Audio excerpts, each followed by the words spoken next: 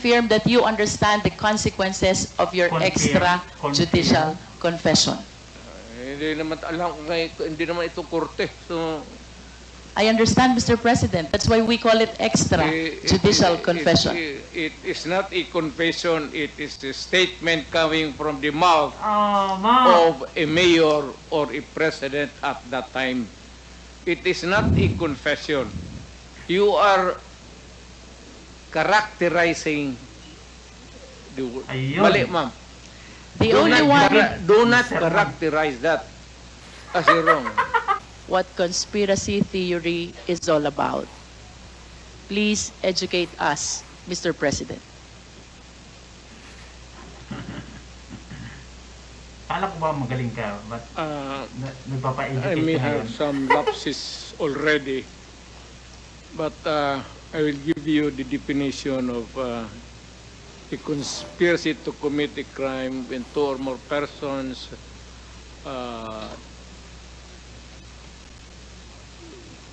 decide or discuss to commit a crime and actually do it. More or less ganon ang takbo ng ano. Thank you, Mr. President. And you will agree with me, Mr. President, that under the conspiracy theory, mayroon pong tatlong klase ng principal. One is principal by inducement. Two is principal by indispensable cooperation. And three, principal by direct participation.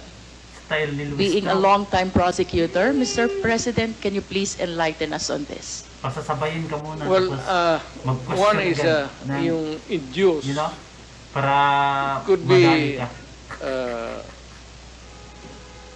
Hindi mo yan magagawa sa an tatay. inducement could be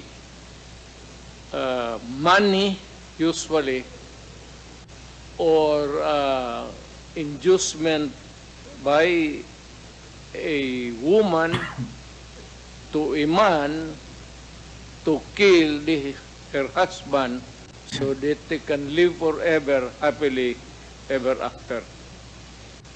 Or a group of persons, sindikato, lahat, what is illegal, gambling, smuggling, these are they are the conspirators of crime. So you have explained, Mr. President, principal by inducement. It could be money, it could be an order by a person who have influence over another. How Inducement, about principal by direct participation, Mr. President? you actually agree with one another to commit the crime and you participate. Thank you. And how about principal by indispensable cooperation? Well, in the sense that, for example, if there is no way of traveling from one place to another, and you are the only person who can provide the transportation, a vehicle, and that would be indispensable cooperation. Without the vehicle, you cannot commit the crime. Thank you, Mr. President, for enlightening us.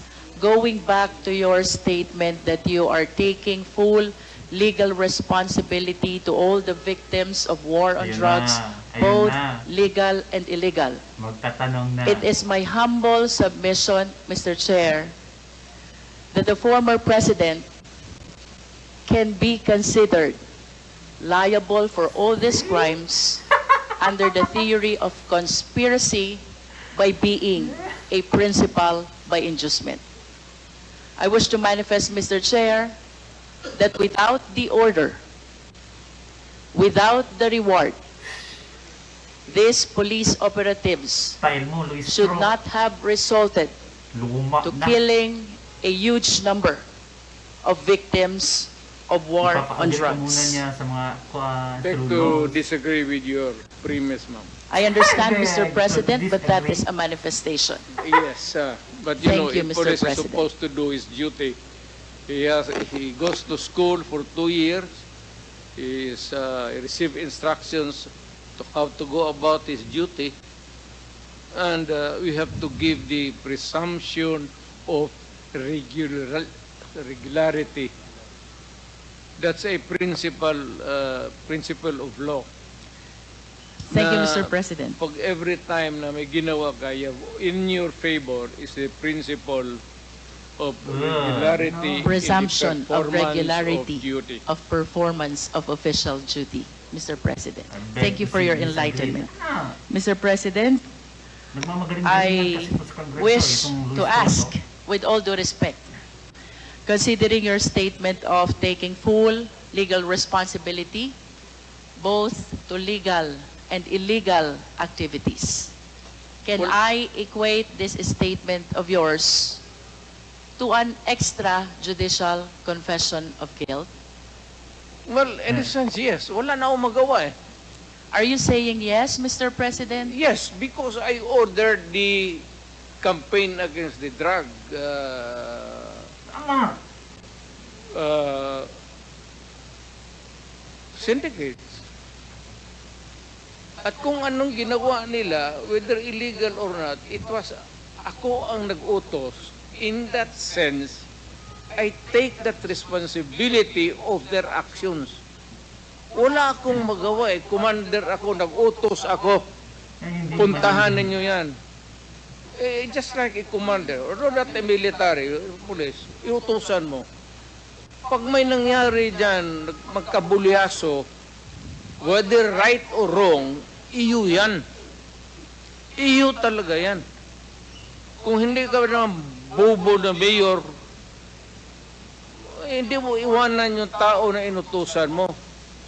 Unless yung pumunta doon, inutusan mo mag-operate ng illegal gambling or mga droga, tapos nag-rape, kung anong ginagawa na kabalastugan, ako na mismo ang papatay, hindi na kailangan na hintayin mo pa. Mr. President, earlier, you conform to my statement that I can Ayaw equate makinig. your statement of taking full legal responsibility as an extrajudicial confession of guilt. You said yes to that. Yeah. Hindi, No, I'm just reiterating the question, Mr. President. It's not about guilt or a wrong. What I'm saying is that yung lahat ng inutusan ko yung war against drugs, o yung isang platoon dyan o isang batalyon, kung ano yung ginagawa nila, kaya I take full responsibility for that. That's the thing, they don't Mr. President, understand. you are surrounded by, I believe, 4 lawyers.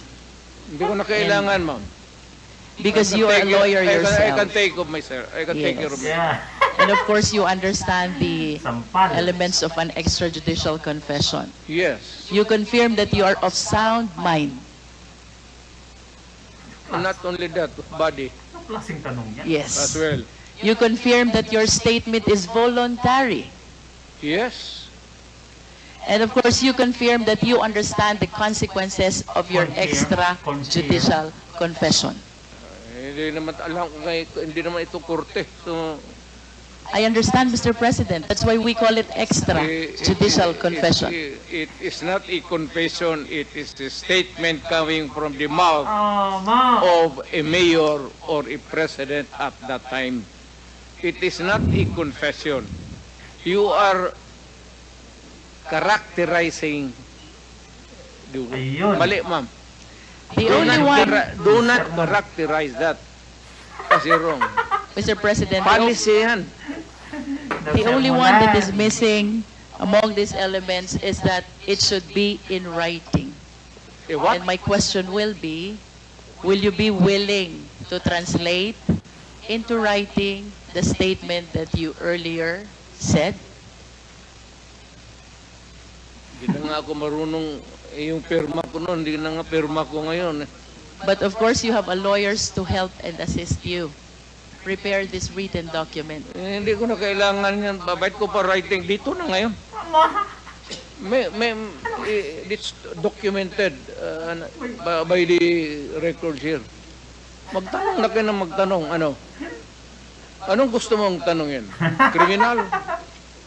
Mr. President, I wish to proceed to my next question. Do you know Laod firing range? Do you know? Educate. Alam niyo po ba yung Laod firing range? So, hindi, do you know? Nalalaman niyo po ba kung ano Oo, o yan. saan yung Laod firing range? Doon ako napapractice magbarel para pumatay ng tao. Thank you. Nagpa-practice po kayo po Oo. para pumatay ng tao. Oo! And alam niyo din po ba yung Laod Quarry? Hindi ko na negosyo yan, ma'am. Yung firing range lang. But at least you are aware that ano? Laod firing range is situated in the Laod Quarry, within the premises and compound of Laod Quarry. Siguro. Tama po Within ba the yun? premises of a quarry, there is a firing range. Tama. Do you should confirm be- that, Mr. President? That should be the question. That should be the question. Not Do you know Ben Laod? Yes, I think so. Who is Ben Laod? Si policeman. He's a policeman. He owns the land He owns the land. where the firing range is located. And do you remember, Mr. President, that the CHR, during the time of the former chairman, Laila de Lima, investigated and inspected this Laod Quarry, where they were able to discover human bones. Are you aware of that? Ano sagot niya dito? Sino ma? Who investigated? Panahon po ni Chairman Laila de Lima sa I do- Commission on Human Rights. Sorry, I do not know her. Nag-imbestiga po ang CHR tungkol sa Siguro. extrajudicial killing kung saan nakadiskubre po ang taga-CHR ng mga buto ng katawan ng tao. I do not know Kayo her. po ba ay aware dito? I am aware of only one bone. Dala-dala ni... Sino yung sinabi mo? CHR former chairwoman, Laila de Lima. It's there. Hindi... Isa lang po. And you are aware also that the former DOJ Secretary, Vitaliano Aguirre, Katabi lang sila dalawa. represented Ben Laud in the investigation of the extrajudicial killing. What do I know about the investigation? Or If you are about aware, Aguirre? Mr. President. Yes, Aguirre is my... Are you associated? Of course, you are associated to Vitaliano Aguirre as a matter of is fact, my... contemporary. Sa eskwelahan, no? And during your time, you appointed him even as the DOJ Secretary. Tama po ba? Yes. Because bright. During that time, Mr. President, you were the mayor. Tama po? Mayor of Davao City. No, I cannot appoint a secretary. Hindi ako, mayor lang ako po. So, it has to be No, let me rephrase my question, Mr. somebody President. else's job, not Fiscal mine. siya. During the time Pero- when this Okay.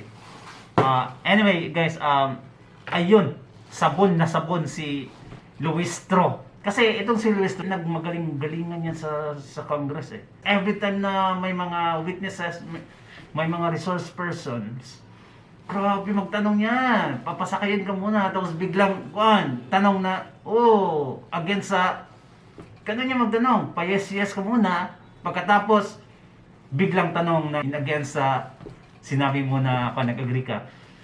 Pero, hindi mo yan magagawa kay Tatay Digong. Kita mo naman, educate siya, di ba? Na-correctionan, na-speech.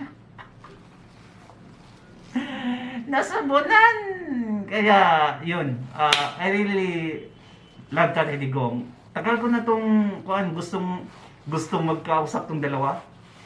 At least in a hearing. Nagmagaling-galingan yan sa Congress eh. Tama bang word ko? Parang, like, as if like she knows everything. But then she's not even a lawyer. Ayun, nasabunan. Kaya, good job, Tatay Digong. Bye-bye.